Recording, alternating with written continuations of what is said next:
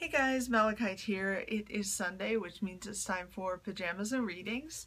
I stepped out on a limb today and pulled 3 cards to do a reading.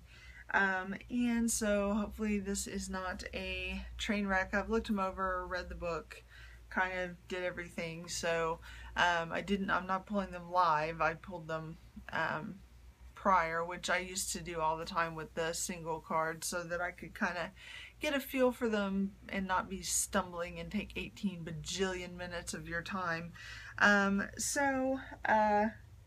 Interesting pulls on these 3 cards. I just kind of thought about, the time ahead. I didn't really think about a week or months or anything. I just thought about today is Litha. What are we looking for ahead? So, it may be a week. This may be several months for some of you. But it all goes together pretty well. It's unusual, but it goes together pretty well. But then when I look at the cards and I think about it, Litha is kind of a time to start new projects and things like that. And so this actually makes a lot of sense. So the first card I pulled for the past card is the Owl, and he's one of the animal guides of Avalon. He is deception and wisdom, and he is such a beautiful card. The owl is one of my totems. I absolutely adore owls, so I'm covering him up. Very pretty card. So basically, the owl, I use the book, so because I'm really new. For anyone that's new to pajamas and readings, you guys are basically getting practice readings, so bear with me.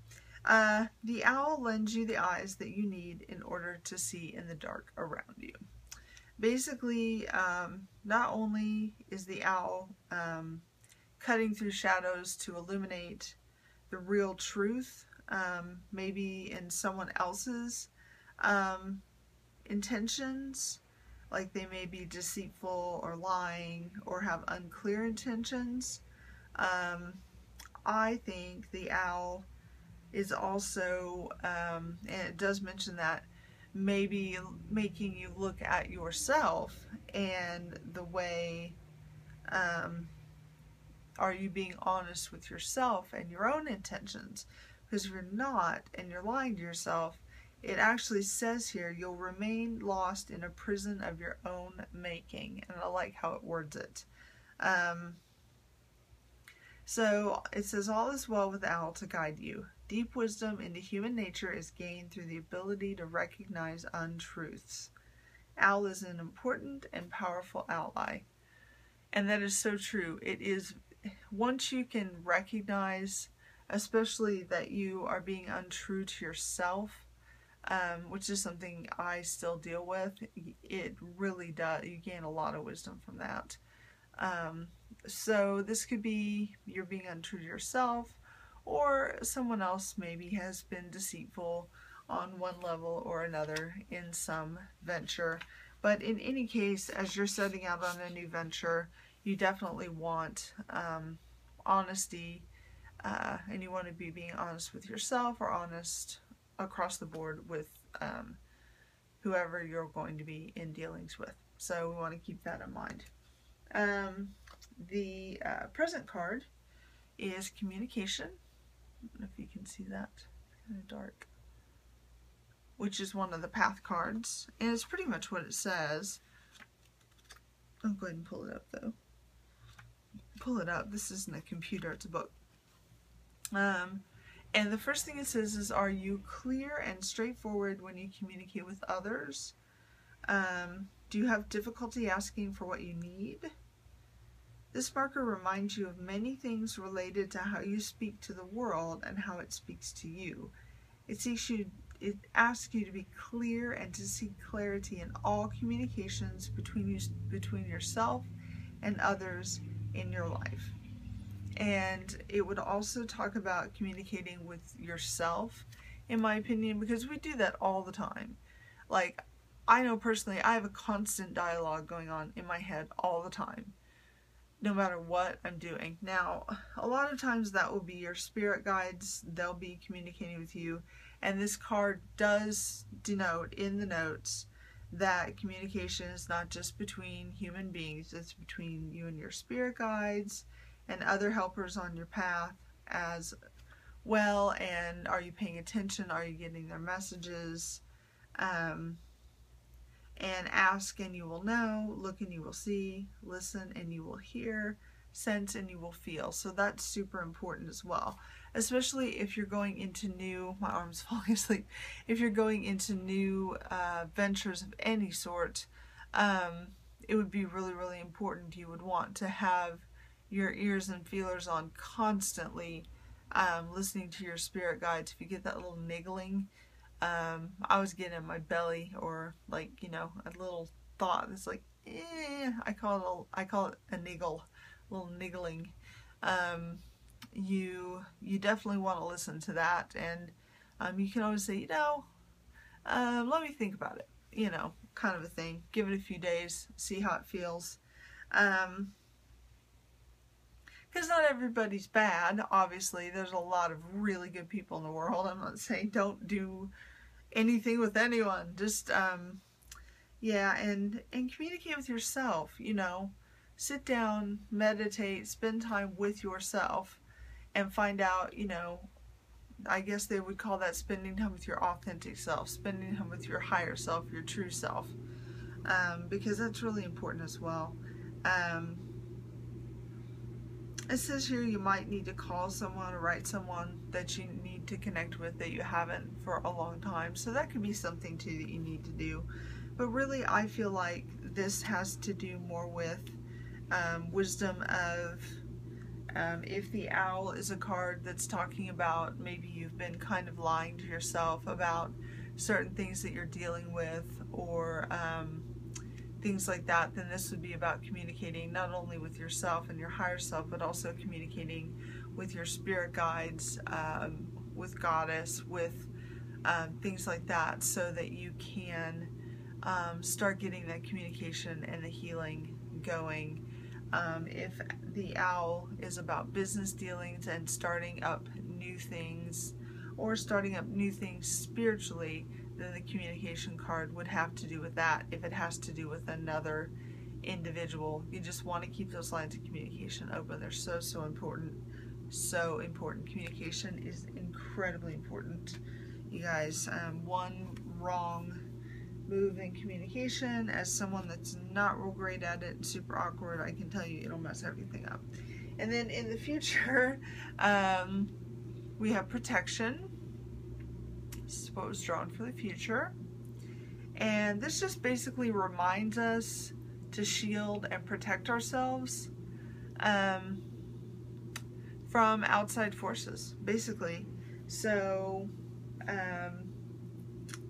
again, if you're working with yourself, you figured out you need to work on some things, you're communicating with spirit guides, with your higher self, with all that, you might be leaving yourself kind of wide open. I've found at times, if I'm working through things, I can leave myself a bit vulnerable without knowing it. And you really have to be protected and shielded, because you're just like a magnet for all kinds of, it's like drama. It just comes flying at you. And it actually talks about that in here. It's like, this marker will remind you to protect yourself and be wary of hidden agendas, but that's not what I'm talking about. But that would go with if you're starting a new business thing. Perhaps you don't realize it, but you may find that you're a target for others, especially if you're shining brightly. Yet this isn't a time to dim your light. Rather, remember that a spiritual warrior or priestess would always learn how to camouflage him or herself and be armed against potential attack. So the shining part is what I'm talking about. If you're working through something spiritual, you're working with your spirit guides, things like that, that would be a reason to protect yourself. Another reason to protect yourself would be if you're starting a new job, a new business venture, things like that. You want to protect the job. You want to protect yourself against, you know, maybe any kind of deceit, or maybe someone's not really trying to be deceitful, but they just didn't give you all the information. That happens quite a bit. It's like, oh, by the way, I forgot to tell you.